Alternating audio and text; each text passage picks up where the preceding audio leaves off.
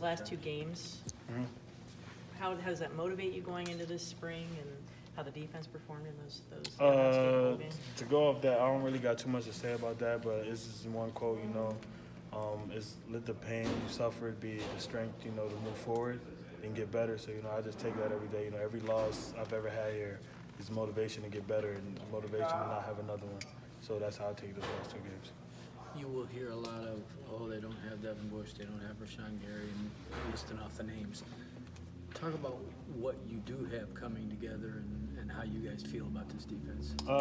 It's college football, and it's always next man up no matter what happens. So, losing, big guys like Devin Bush, Rashawn Gary, Chase Winovich, David Long, that's the game of football. We have Coach Harbaugh, who does a great job of recruiting, bringing in guys to step up and, get ready to roll, get on the train so we don't have to stop. So, we got a lot of young guys filling some new roles. But you can tell they've been waiting for it. They've been waiting for their time. They've been, motivated to do better so that when their time comes, they can just hit the ball rolling. Which safeties have stepped up in Tyree's absence? Jamark Woods and Brad Hawkins do an amazing job. I feel like they've been there as long as me. The way they, tell me stuff about myself, I could do better. The way, they take criticism from the coaches, they just act like real vets. And I'm happy to see that because, in the defensive backside, we need a lot of leaders because the stuff we do is not normal to, to other defenses and other offenses. So, stuff like that, having guys just come along early, especially this early in the offseason, is just a real help for, guys like me who's trying to lead the defensive backs.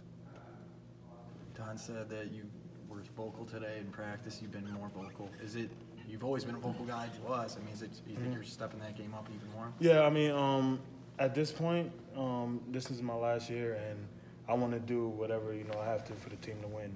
And if that means I have to step up and be the more vocal guy on the team, I'll do that. If that means I have to sit back and let somebody else do it, I'll do that. But whatever it takes to win, that's what I'm going to do. And today we needed that vocal spot on the defense. We started off a little bit slow. It wasn't nothing bad, but we needed somebody to bring the energy up. Nobody was doing it, so I had to step up to the plate. Don also said that the defense feels like it's playing a lot faster so far this spring compared to last year. Do you feel that? And if so, what's behind that? Yeah, last spring we were fast, but this spring I feel like we got a lot of guys who've been playing under Coach Brown, and a lot of guys that know like what we have to do and know like the things that can hurt us because we didn't seen it for the last 3 years. So I feel like the guys on the team who's playing now, they know like, all right, this can help us, this can hurt us. So now we can just play football because we know what to expect, we know what to do to fix certain problems. So I feel like just the confidence level has increased. So that means you play faster when you're more confident.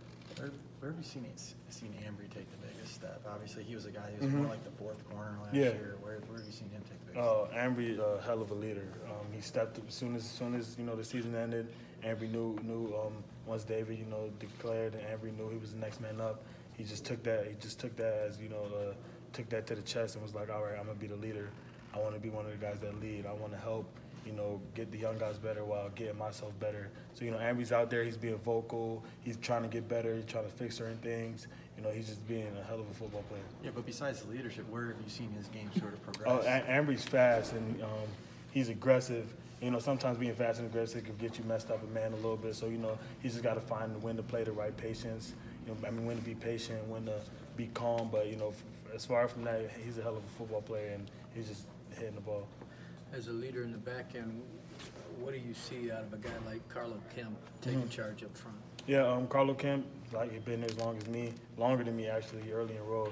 So Carlo Kemp actually knows his defense in and out, has seen everything, and he can be that vocal guy for the younger guys like Mozzie Smith, who just got here, and he can be that guy to teach them, be that guy to lead, to show by example, because Carlo knows what he's doing. He's a great football player. He moved around from defensive end. He played middle linebacker when he first got here. He moved to defensive end. Now he plays in the inside, so he knows the ins and outs of the front seven, and he can teach guys. He can be that voice. He can be that person you go to outside of this building to ask questions, to learn how to get better and stuff like that. I know it's early, but how different does the offense look in practice to you, and how does it change the way you defend them in practice? The offense fast. They hit you from all angles. You can't fall asleep at all. The high tempo gets you out of breath. You know, once you get fatigued, you know, that's when you don't think as much. So, you know, it helps. It's helping the defense as much as it's helping the offense because, you know, we're getting ready to play those games where we're playing a spread offense, high tempo. You know, we don't have time to breathe. So, you know, the offense just looked real good out there, looking fast, good in space. Like Coach Gaddis says, you know, we're just trying to get everybody the right touches and get everybody, you know, in the right places at the right time. It's like seeing Ben Mason on your side of the ball. Ben Mason, he's one of those guys you just need on the field at all times, no matter what it is, whether it's special teams, offense, defense, because he brings energy and he goes full speed every play, no matter what it is. It could be recognition. He's going full speed.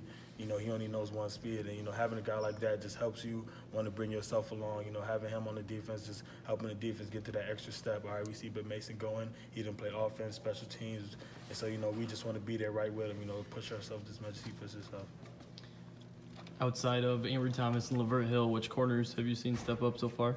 Vincent Gray doing a great job stepping up to the role. You know, he's going to have to play. We got Jamon Green stepping up to the role. We got a lot of young guys who wasn't there last year that's learned the playbook now, learn how to play, you know, and get more comfortable. So those two guys specifically, you know, stand out to me right now. But we got a lot of young guys at corner that's stepping up. Don Brown mentioned that Luigi Ghislaine's practicing all 5 practices. What's it been like for you to see him back? Yeah, you know, I'm big.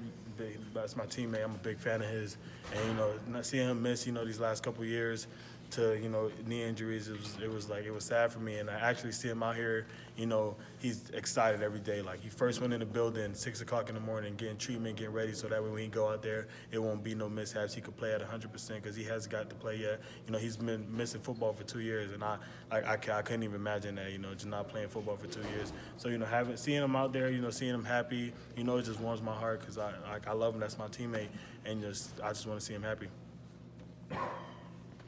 Does this defense feel, I mean, everybody last year coming in this year talking about Rashawn and Devin, and John mentioned all that, and David Long. Does it, I don't want to say it's the no-name defense, but does it feel like it's a defense that's sort of under the radar, that you don't have a star, you know, a guy that's people are talking about right now? I mean, the way our defense works, we don't have no real star. Everybody plays their role for our defense to work. So, like, you rarely see a guy on our defense getting 15 tackles like you see in other defenses. Everybody has a part to play. Everybody does their role, so it's just next man up. We don't need a star to play our defense. We've been in the top 3 defense since I've been here, so we don't really need a star. We just need to play how we play. That's it. Anything else?